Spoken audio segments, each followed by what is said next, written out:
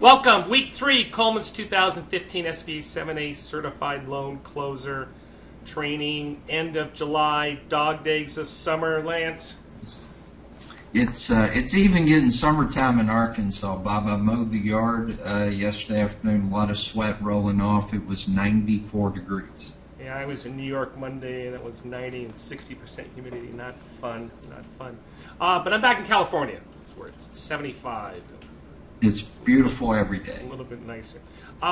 You should know this by now, but if you have any late questions, feel free to log them in the dashboard. You can do it that way, or you can send an email to joseph@colemanreport.com. And we got a lot of nice questions this week. Thank you all very much. And we have a good turnout. Good for all of you. I hope you're enjoying the course. We love the feedback. We love the good feedback, and we also like the bad feedback so we can correct errors as they come up. Let's get to the poll questions. Number 1. How often is the fact that the loan is for a startup business the justification for credit not available elsewhere? Never.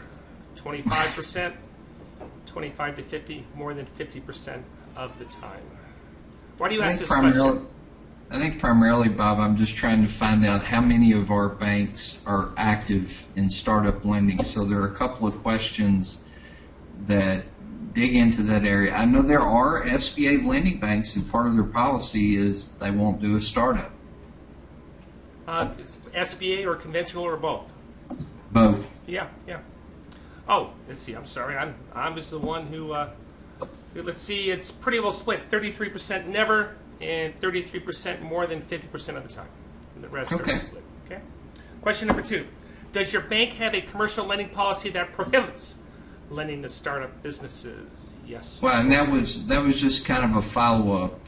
Was asking from an SBA perspective, but I wanted to find out how many banks out there have an internal commercial lending policy that says, hey, no startups. And part of that, Bob, is a bank not lending to startups could be your justification as an SBA lender that does lend to startups for credit not available elsewhere.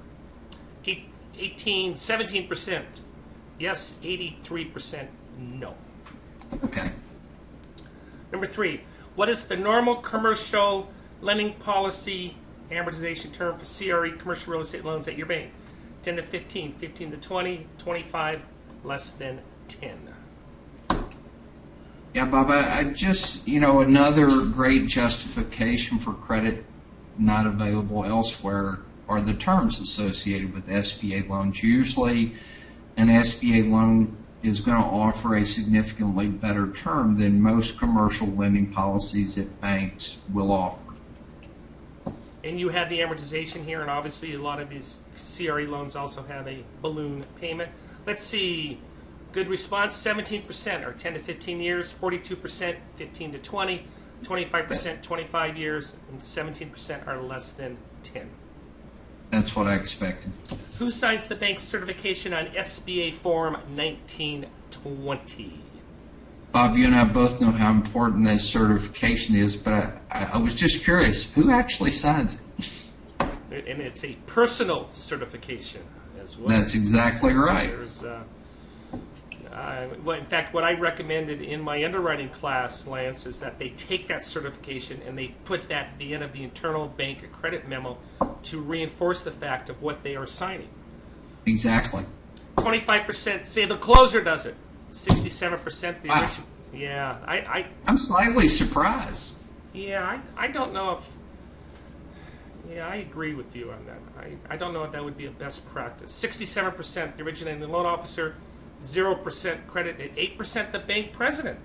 Very interesting. Yeah, I'm not going to say, Bob, that the closer signing it is wrong, but I'll say that typically it should be the originating officer or SBA department manager, or great bank president is the best signature that you can get. But I'm not surprised that there are a few, but I am surprised that there are as many as there are.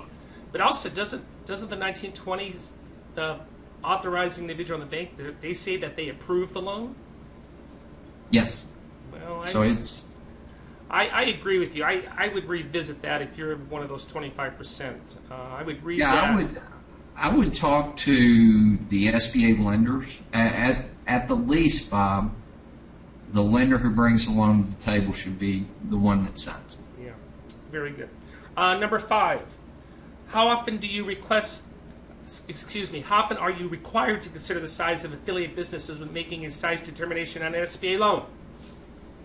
And this question comes from Bob. We had a really exceptional series of questions from one of our participants related to affiliate businesses and making a size determination based on affiliate businesses. So I was just curious. 29%. The votes are coming in. We have a recount. 36% less than 25% of the time, and 64% more than 25% of the time. Okay. Hey, Bob, I was wanting to share with our participants just a conversation that I had yesterday. This is not in our outline of events, but I was talking to a friend of mine at the Commercial Loan Servicing Center. I know a lot of us are curious about SBA 1. During my time at SBA, when they were bringing out new IT products, whether it was used internally or for participant banks, it seemed like SBA would develop these, have great intentions, roll them out the door, there'd be problems, pull them back, fix them, and eventually it would be a very usable product. And I was talking with one of my friends in the Little Rock Commercial Loan Servicing Center just about what SBA 1's going to do. And she was sharing with me that, and of course we've all read things, but it's going to be the new interface for our closers and our SBA lending banks all the way from the origination process. It's supposed to actually have some liquidation functionality and liquidation tabs in it as well. So after talking a little bit about it, I asked, well, what happens to E-Tran? Because I immediately thought, well, E-Tran gets replaced. And the answer is no. E-Tran's still going to be there. A lot of servicing actions and submissions will still be via E-Tran, but the objective is for SBA 1 to talk to and work with E-Tran. But I guess the conclusion I got from the conversation, Bob, is SBA 1's still a little bit, it's not ready yet. It's a little out there. But when I discuss the objective, I think it's great what they're trying to do, and will be but can they pull it off? Can they pull it off? Yeah, it'll be a real benefit to this audience if they pull it off.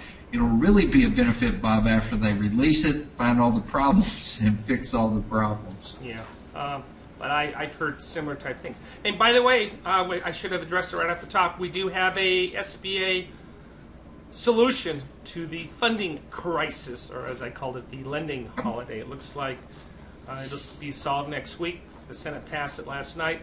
The House is going to vote on it Monday.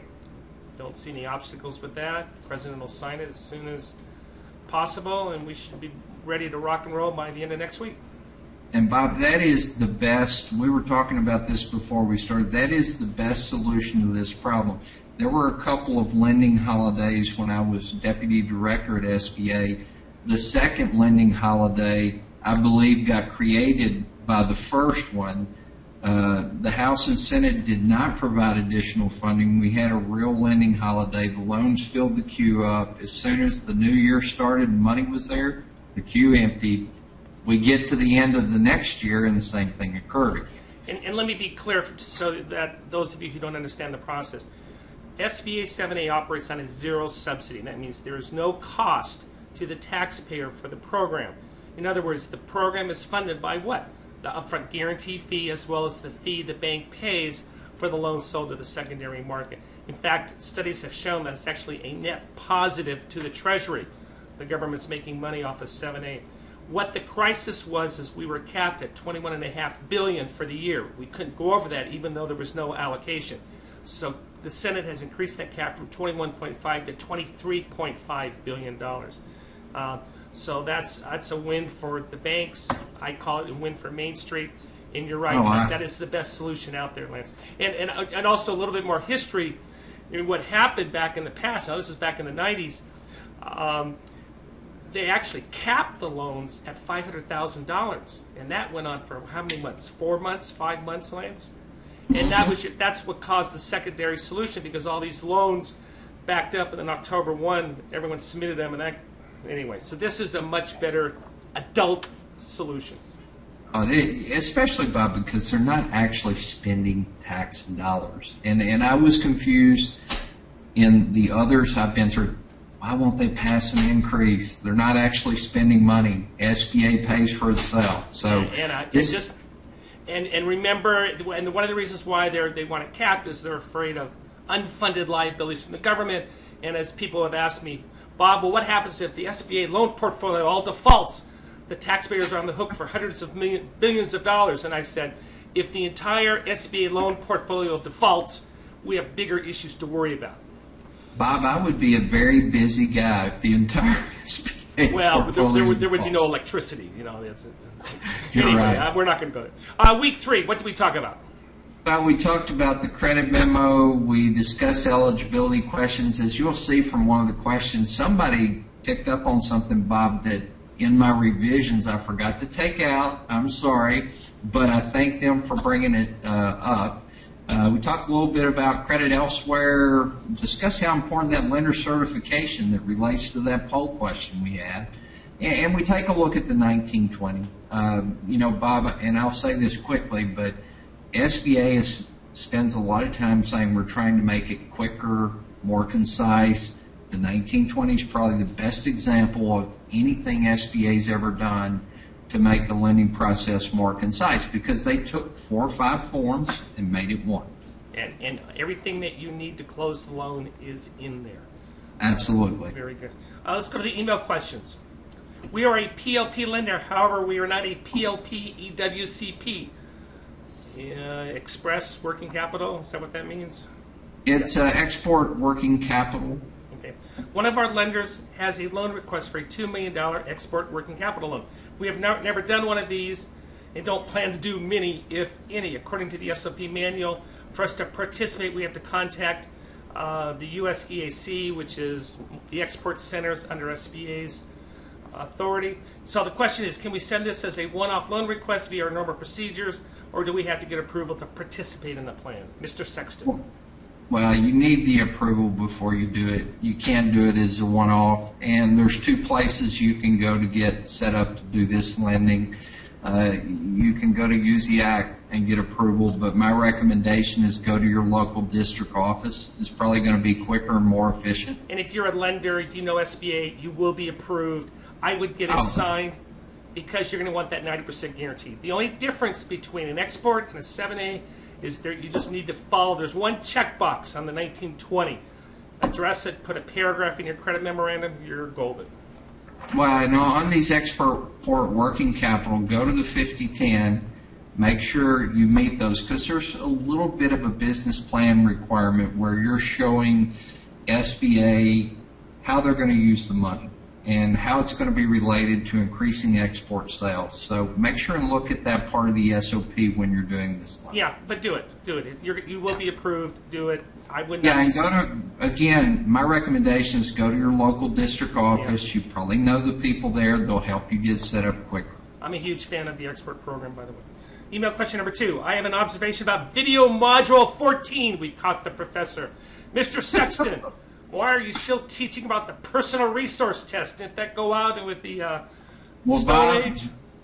It is an embarrassing moment for me, Bob, because I presented quite a bit of material. We did an update on this loan closer series and re-recorded it. I went back and I looked after receiving this question. The last 2 slides talk about the personal resource test, which no longer exists. So the plan will be to re-record that particular. The personal resource test doesn't exist, although I do want to point something out, Bob. In the 5010, when you're looking at the credit elsewhere rule, it does tell you as a participant lender that you need to consider whether they could get financing on reasonable terms, which does mean you're going to have to look at the business resources and the applicant resource or the guarantor resources. I'm going to let you weasel a little bit because you're absolutely correct. And I've always said the credit elsewhere rule trumped the personal resource test. And The concept is that if this person has enough liquid cash and they can walk into any bank and get a loan, they're ineligible for SBA financing by definition. But I do want to point out to our participants, number 4 this week, session number 4, last 2 slides, ignore. All right. Sorry, guys. I'm not going to read this question because it's very long. What are we talking about here, Lance? Well, this was the really exceptional questions related to affiliation and how it affects size. They were talking about people who have multiple businesses, and let's just go to the first question. You can see the examples. They're talking about a business that had 2 successful daycares, and I think that's what it is. And they're going to start a new venture that's in a different industry. And in that particular instance, the owners were the same on all 3 businesses, so there absolutely was an affiliation between the 3. You're going to combine the revenue, last 3 years average revenue of these businesses, and then you have to qualify in 2 places, Bob. If the applicant is a car wash, for example, you've got to qualify under that NAICS, and you also have to qualify by combining the revenue and qualify in their primary area of business as well. And if they have 2 daycares, I think the daycare qualification is like $7.5 million in revenue, but the 3 combined average would have to qualify in the primary business as well. So first question is, does size and affiliation only pertain to franchises? And the answer is no. It pertains to affiliation. The primary business, they offered 3 great alternatives. Number 1 and 2, I think, really are the primaries. Now, the example given was easy. You had 3 businesses, 2 of them were the same. There was a new business that was going to be different. The primary business is really easy to identify there. But I think it is a prudent lending decision. If you look through the SOP, there's nowhere that it tells you how to choose what the primary business is when considering affiliation. So guys, make a prudent lending decision. It's either going to be the one they have the most of, the one they spend the most time with, that's probably going to be the area, or the one they have that produces the most revenue. But still, if you have 3 and 2 of them are the same, it's a really easy decision. The 2 that are similar is your primary business. And let's go ahead and go. I think there were some other parts of this question. Oh, are there, Joseph? Oh, it's just the... No, yeah. This is just my response. And an important thing to consider in affiliation, too, is that first part that I talk about. The applicant needs to qualify as a small business, which typically is not a problem, Bob. But when there's affiliation, there's that second level of qualifying where you combine the applicant and the other businesses, and they have to qualify in that primary business category. But we're still operating under the alternative size standard, aren't we?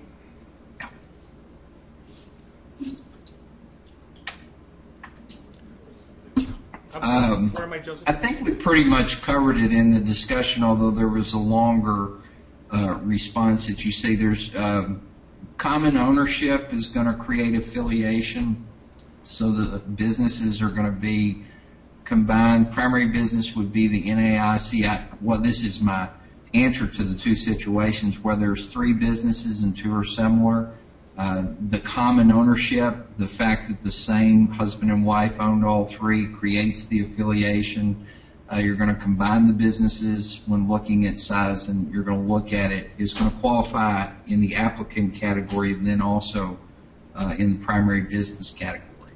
I think what I would do is I would simply say, hey, all these entities, when you combine them all, they fall under the alternative size standard. Revenues do not exceed profits do not exceed $5 million a year, if my memory is correct, and net worth does not exceed $15 million. And I've got to be honest with you, Bob. In my experience, it's very unusual for you to find something that really don't fit the size standards. I think the important thing, you're going to have to check a box on the 1920 that tells whether there's affiliates, and then there's a follow-up question that asks, does the combined businesses meet the size standards? You can just check that box, but my recommendation as a prudent lender is that you show effort to actually do the calculation and keep that in your file. Yeah, absolutely. And remember, you as the closer, if you see something out there that the BDO or the underwriter hasn't considered, bring it to their attention. Absolutely. Affiliation is a gray area, and again, the problem that you have is if this loan goes in an early default, the Inspector General is going to be all over and say, hey, you guys didn't look at that affiliation, and that's why the loan failed. So it's very critical. All right, let's move on to the next question. Do you have to keep the original signed 1920 in the file, or will a fax copy suffice for SBA? Good question.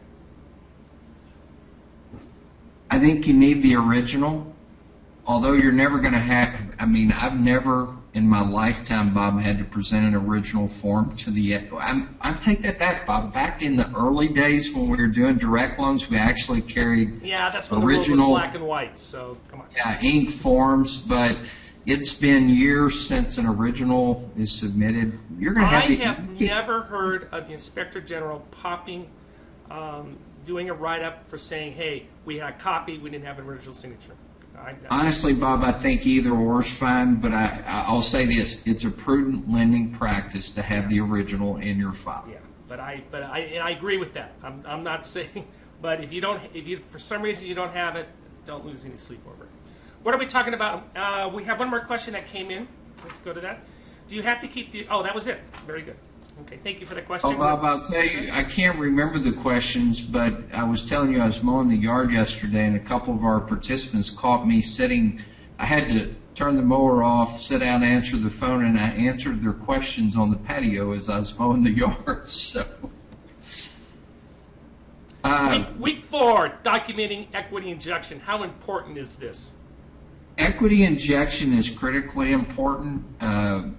As an example, if you have an early default SBA loan and you haven't properly documented your equity injection, SBA will presume that that was the reason for the failure, and it could result in the denial of your request to get the SBA guarantee. Probably will, not could, probably will. I agree 100%. That's when I'm working purchase packages, Bob, this is the very first piece of documentation I want to look at and make sure it's in good shape. Our closers are the gatekeepers of quality information in the equity injection. The job you do is critically important because, again, SBA lenders are not excited about the SBA lending program when they submit a guaranteed purchase request and don't get paid. And the job that our closers are doing in terms of making sure the equity injection is properly documented is crucial to that process. Read that SBA information notice 1096. The notice states clearly that SBA assumes gift letters are fraudulent. You have to disprove the negative. So, well, the Inspector General has a number of significant articles about gift letters and the equity injection. The other things we talk about, Bob, are business acquisition loans. I will say this, it's an important area because the Inspector General has been looking hard at larger business acquisition loans, and I think we'll see a report soon related to that. The other thing is standby agreements. I get so many calls about standby agreements, and typically it's not unusual in a SBA loan where there's business acquisition and the buyers don't have a lot of money, so the seller provides owner financing with a standby. The question I get asked most often, Bob, is when can they release that standby? But very important areas: the equity injection, the business acquisition loan, and the standby agreement. Critical. This is a very, very, well, it's all important. You need to know all this stuff. But this, you are looking at items on this list that I can point directly to Inspector General reports and denial guarantee, denial guarantee, denial guarantee. All of these are traps for you. So enjoy. Have a great week. Any other questions, guys? We're clear. Lance, as always, I enjoyed it. Everyone, enjoy the weekend. We'll talk to you next Friday. Have a great weekend.